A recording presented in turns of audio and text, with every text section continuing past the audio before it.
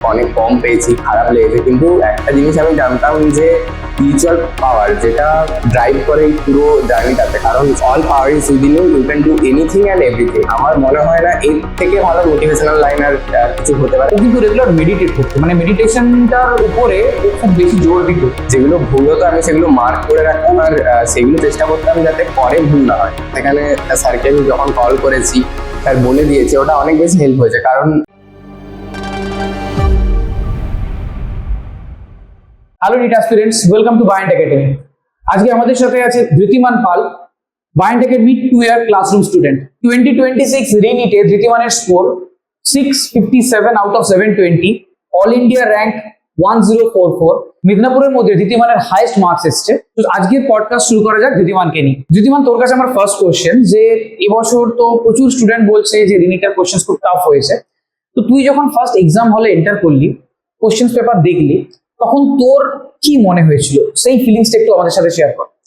Question patterns বলতে যখন আমি ফিজিক্স কোশ্চেনের কয়েকটা পাতা উল্টেছিলাম প্রথম দিকেই, তখন বুঝতে পেরেছিলাম যে ফিজিক্স প্রচুরই টাইম কনজিউমিং হতে চলেছে। তো এই জন্য জানি যে 2025 এরকম হয়েছিল, তো ওটার জন্য সেই লেভেলের এক্সামস দিয়েছিলাম, অ্যাডভান্সের কোশ্চেন প্র্যাকটিস করেছিলাম। তো একটু আগের থেকে কাম ছিলাম যে যেটা পারি সেটা নিজের বেস্টটা দিয়ে আসতে হবে। তো সেই মতো করে বায়োলজি 30 মিনিটসে কমপ্লিট করে নিয়ে তারপরেই আমি কেমিস্ট্রি অ্যান্ড ফিজিক্সে শিফট করে যাই। এবং প্রথম সিনে যতগুলো হচ্ছে, এটা অবশ্যই যে 7-8টা কোশ্চেন আমাকে ছাড়তে হয়েছিল ফিজিক্স কেমিস্ট্রিতে প্রথমবারই। তারপরে আমি যখন আবার রিভিউ করি জিনিসটাকে, তখন আমি অনেকগুলোই ওর মধ্যে থেকে করতে পেরেছিলাম। তার মানে একটা জিনিস ক্লিয়ার হলো, নিট অ্যাসপিরেন্টস তোরা যারা দেখছিস, একটা জিনিস বোঝার চেষ্টা কর, যে ধৃতিমান বললো যে 30 মিনিটসের মধ্যে বায়োলজিটা কমপ্লিট করেছে। এবার অনেকেই বলছে যে এত টাফ পেপার হওয়ার পরেও কি করে 650, 680, 670 এরকম মার্কস আসছে। তাই একটা জিনিস তোরা আই থিঙ্ক সবাই বুঝতে পারলি, যে বায়োলজি যত কম টাইমের মধ্যে করা যাবে তত কিন্তু ফিজিক্স কেমিস্ট্রি টাইম দেওয়া যাবে, তাই তো? তোর কি মনে হয়? আজকে যদি তুই বায়োলজিতে 30 মিনিটসের জায়গায় 50 মিনিট বা 1 আওয়ার লাগাতিস, তাহলে কোনোভাবেই তুই পেপার কমপ্লিট করতে পারতিস না, তখন এই মার্কসটা আসতো না। এটা একটা খুব গুড পয়েন্ট, তোরা সকলেই নোটিস করিস। আচ্ছা ধৃতিমান, তোর কাছে সেকেন্ড কোশ্চেন আমার, সেটা হচ্ছে যে তুই একটু বল যে একটা প্রিপারেশন হয় 2 বছরের প্রিপারেশন 11-12 নিয়ে, এই 2 বছরে সকলের মানে প্রত্যেক স্টুডেন্টের না মানে মাইন্ডসেট সেম থাকে না, বা কখনো ডিমোটিভেটেড হয়ে যাচ্ছে, বা কখনো ভালো মার্কস আসছে, কখনো মার্কস কমে যাচ্ছে। তো এই যে 2 বছরের একটা জার্নি, ঠিক আছে, এই 2 বছরে তুই নিজেকে কিভাবে প্রিপেয়ার করেছিস? এই 2 বছরের যে জার্নিটা, এটা অনেকেই ভাবে যে শুধু স্টাডি লাইফের জার্নি আর এডুকেশনাল ক্যারিয়ারকে বিল্ড আপ করার জার্নি, বাট এটা পার্সিয়ালি কারেক্ট। কারণ এটা তো অবশ্যই এডুকেশনাল ক্যারিয়ার তো বিল্ড আপ করতে হবেই, তার সঙ্গে মেন্টালি কতটা স্ট্রং হওয়া যায় এটাই 2 ইয়ার্সের প্রিপারেশন অনেক বেশি শেখাবে।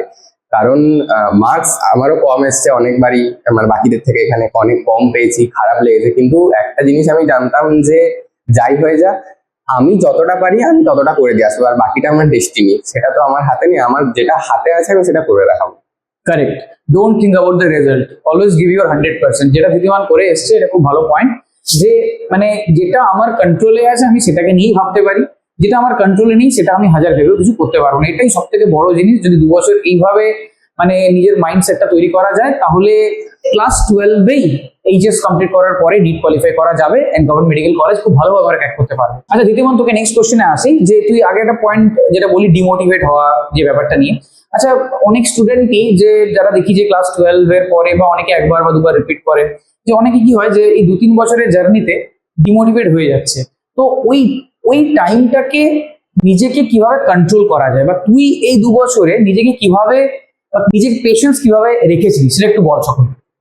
পেশেন্স রাখা বলতে আমি আমার প্রতিদিন টাইম করে মেডিটেশনটা মাস্ট করতাম, কারণ ওটা মনে হয় আমার যে ডিমোটিভেটেড মাইন্ড বা টক্সিক মাইন্ড, ওটাকে হিল করতে অনেক বেশি সাহায্য করেছে। আর আরেকটা যেটা অবশ্যই না মেনশন করলেই নয়, সেটা হচ্ছে একটা স্পিরিচুয়াল পাওয়ার যেটা ড্রাইভ করে এই পুরো জার্নিটাতে। কারণ সবসময় সোসাইটিতে সবাই ভালো বলবে না, হয়তো অনেকে বলবে যে কম পেয়ে গেছে, এর দ্বারা কি করে হবে, এখনই এরকম পাচ্ছে, তাহলে শেষের দিকে কি করবে। তো এইটা একটু ম্যাটার করে। বাট আমি আমার এই পুরো জার্নিতে একটা লাইন স্বামী বিবেকানন্দের যেটা আমাকে পুরো ফিউল করেছে, সেটা হচ্ছে যে all power is within you, you can do anything and everything. আমার মনে হয় না এর থেকে ভালো মোটিভেশনাল লাইন আর কিছু হতে পারে। আর কে কতটা করে দেখাতে পারে নিজের লিমিটের বাইরে, সেটাও মনে হয় প্রমাণ করা সম্ভব। দারুণ, খুব ভালো কথা বলেছিস। আর এই কোডটা আমিও মানে স্বামী বিবেকানন্দকে ফলো করি খুবই, তো আমারও ডেস্কে এই লাইনটাই লেখা আছে। যাই হোক, খুব ভালো লাইন, এটা খুব ভালো লাইন। তো একটা জিনিস, তোরা সকলে নিট অ্যাসপিরেন্টস, আমি ক্লাসেও বলি, বাট অনেকে এখনের টাইমে, তোরা জেনজি, অনেকে না মেডিটেশনটাকে খুব একটা ভালোভাবে নিস না।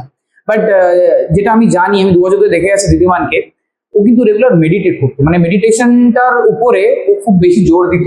আজকে হয়তো সেটার জন্য ও খুব ভালোভাবে নিজের পেশেন্সটা ধরে রাখতে পেরেছে, অ্যান্ড এত বড় একটা সাকসেস অ্যাচিভ করছে।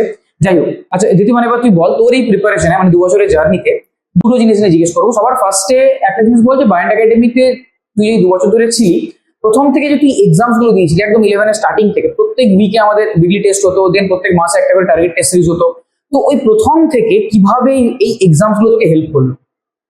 এক্সামগুলো যখন দিতে শুরু করি তখন ভালো মার্কস অবভিয়াসলি আসতো না, কারণ অনেক সিলি মিস্টেক্স হয়ে যেত, ইনফরমেশন মিস্টেক হয়ে যেত, কারণ সব তো আর ওরকম ভাবে বই থেকে আসে না, কিছু নিজেকেও আলাদা করে জানতে হবে। তো সেইগুলো যেগুলো ভুল হতো আমি সেগুলো মার্ক করে রাখতাম, আর সেইগুলো চেষ্টা করতাম যাতে পরে ভুল না হয়।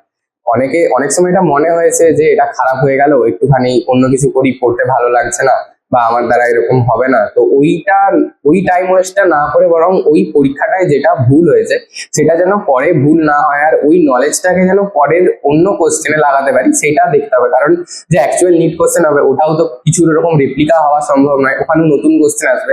তো ওই নতুন কোশ্চেন গুলো ট্যাকেল করার জন্য এই যে উইকলি এক্সাম গুলো, ওখান থেকে লার্নিংস নেওয়াটা খুব দরকার। খুব ভালো কথা বলেছিস যে না, রেগুলার বেসিসে টাচে থাকা, রেগুলার বেসিসে এক্সামস দেওয়া। আমরা কেন বারবার বলি যে হ্যাঁ, অনেকে যেটা বলে যে স্যার এক্সামে মার্কস কমে যাচ্ছে, তাহলে এক্সাম দেবো না, স্কিপ করে দিই। তার মানে এক্সাম স্কিপ করাটা কোনোদিনই উচিত নয়, যেটা আমরা বলি। কারণ যত এক্সাম দেবো তত নিজের ফ্লটা বুঝতে পারবো, যে আমার কোন জায়গায় প্রবলেম হচ্ছে, কোন জায়গায় নিজেকে ওভারকাম করতে হবে, এই জায়গাগুলো বুঝতে পারা যায়। যাই হোক, যদি মান পরের কোশ্চেনে আসি তোর কাছে, সেটা তুই একটু বল যে মানে আমাদের এখানে তুই, এই যে আমরা 1-to-1 যেটাতে আমরা সব থেকে বেশি ফোকাস করি, আমাদের যারা ভিডিওটা দেখছে বা যারা আমাদের স্টুডেন্ট, তারা সকলেই জানে, আমাদের ইউটিউব চ্যানেলেও তোমরা রেগুলার বেসিসে দেখতে পাবে যে প্রচুর পরিমাণে 1-to-1 আমরা করাই, ঠিক আছে, প্রতিটা সাবজেক্টে 1-to-1 হয়। তো তুই বল যে এই 2 বছরে 1-to-1 হেল্পটা তুই কিভাবে পেয়েছিস, কিভাবে হেল্প করেছিস তোর? 1-to-1 যে ডাউট সলভিংটা, ওটা পার সাবজেক্ট খুবই দরকার, কারণ একটা কোশ্চেন থেকে অনেকগুলো কোশ্চেন জানা যেতে পারে, মানে ওর নেইবারিং অনেক কোশ্চেন যেগুলো ওইবারে হয়তো আসেনি বাট পরের বারে আসতে পারে। সেখানে স্যারকে আমি যখন কল করেছি, স্যার বলে দিয়েছে, ওটা অনেক বেশি হেল্প হয়েছে। কারণ কোথাও গুগলে দেখার থেকে গুগলে অনেক সময় ভুলও দেখায়, তো সেখানে সেটা সম্পূর্ণভাবে রিলায়েবল নয়। তো এই 1-to-1 ডাউট সলভটা মানে বুস্ট আপ, মানে প্রিপারেশন বুস্ট আপ করার জন্য, নলেজ বুস্ট আপ করার জন্য, নিজের কোয়ালিটিটাকে আরো বেশি বাড়ানোর জন্য অনেক বেশি সাহায্য করেছে।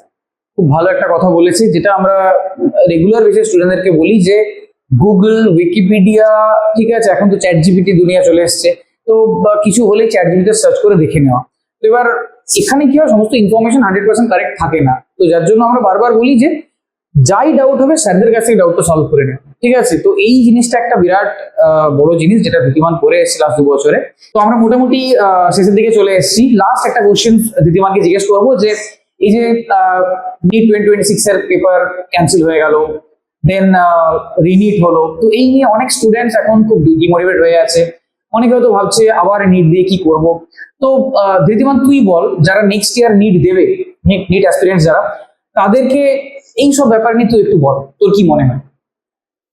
যখন নিট ক্যান্সেল হয়েছিল, খারাপ তো আমারও প্রচুর লেগেছিল যে আমি হয়তো আর পরীক্ষা দেওয়ার কন্ডিশনে নেই, সামথিং এরকম অনেক কিছু। তারপরে বুঝলাম যে এটা তো আমার সঙ্গে নয়, সবার সঙ্গে হয়েছে, আর সবাই প্রায় কম বেশি একই ফেজেই আছে, ডিফারেন্স খুব বেশি হয়নি। তবে স্যাররাও আমাকে বলেছিল যে নেক্সট যেটা হবে সেটাতে ভালো করবো। এবার এই কনসেপশনটাতে বিলিভ করা একটু মুশকিল, কারণ দোষটা ছিল সিস্টেমের, স্টুডেন্টদের কোনো দোষ নয়। তবে একটা জিনিস আছে যে believe on the God's plan, মানে যেটা তৈরি কিছু করা আছে, কিছু ফাঁকা খাতা রাখা আছে, যেখানে অবশ্যই নিজের হার্ডওয়ার্কটা লাগবেই, তার সঙ্গে স্পিরিচুয়ালিটি তো অবশ্যই লাগবে। তো সেই দুটো মিলেমিশে যদি কেউ সত্যিকারের হার্ডওয়ার্ক করে, প্রত্যেকটা মুহূর্ত নিজের ড্রিমের উপর দেয়, তো তাহলে অবশ্যই ভালো কিছু হবে।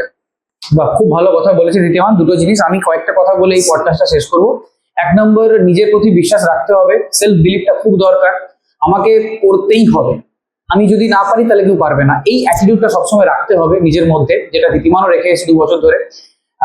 সেলফ বিলিভের সাথে সাথে কোনো কিছুর উপর একটা বিশ্বাস রাখা খুব দরকার, যেটা ও বললো স্পিরিচুয়ালিটি বা মেডিটেশন, এইগুলোর মধ্যে নিজেকে অকুপাই করে রাখা, ঠিক আছে?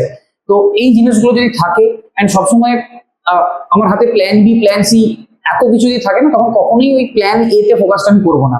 তো আমাকে এই মেন্টালিটি নিয়ে এগাতে হবে যে আমার হাতে এটাই options and this is the one and only options, তাহলেই আমি হয়তো আমার 100% বা 200% দিতে পারবো। তো আশা করা যায় তোরা যারা নিট অ্যাসপিরেন্টস, তোরা এই পডকাস্ট থেকে অনেক কিছু শিখলি। আবার এরকম ভিডিও আসবে আমাদের চ্যানেলে এই সমস্ত ভিডিও দেখার জন্য আমাদের চ্যানেলকে follow and share and subscribe করে রাখিস। Thank you.